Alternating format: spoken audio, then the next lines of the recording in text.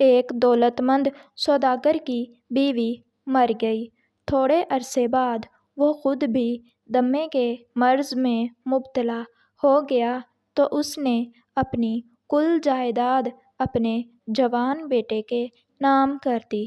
ہزاروں کی جائیداد پا کر پہلے پہلے تو نوجوان لڑکا اور اس کی بیوی بچے سب سوداگر کی خاطرداری کرتے رہے، مگر برس 6 مہینے میں جوش ٹھنڈا ہو کر یہ حالت ہو گئی کہ علاج معالجہ بھی چھوٹ گیا اور کھانا بھی وہی ملنے لگا جو معمولی طور پر گھر میں پکتا تھا، بلکہ ایک دن تو نوجوان بیٹے نے صاف صاف کہہ دیا کہ آپ اپنی چارپائی صحن میں بچھا لیں تو بہتر ہو کہ ہر وقت کھانستے رہنے سے بچوں میں بیماری پھیلنے کا اندیشہ ہے۔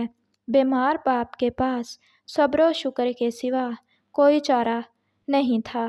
اس نے کہا، مجھے تو عذر نہیں، مگر ایک کمبل اوڑھنے کو چاہیے کہ ابھی سردی باقی ہے۔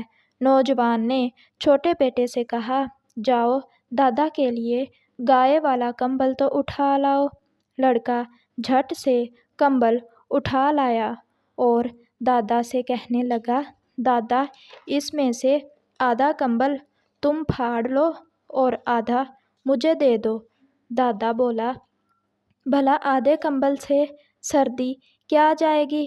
باپ نے بھی بیٹے سے کہا کہ دادا کو سارا کمبل دے دو، جس پر چھوٹے لڑکے نے معصومیت سے جواب دیا، گھر میں ایسا کمبل تو ایک ہی ہے، اگر سارا دادا کو دے دیا تو جب تم بوڑھے اور بیمار ہو کر صحن میں چارپائی بچھاؤ گے تو میں آپ کو کیا دوں گا؟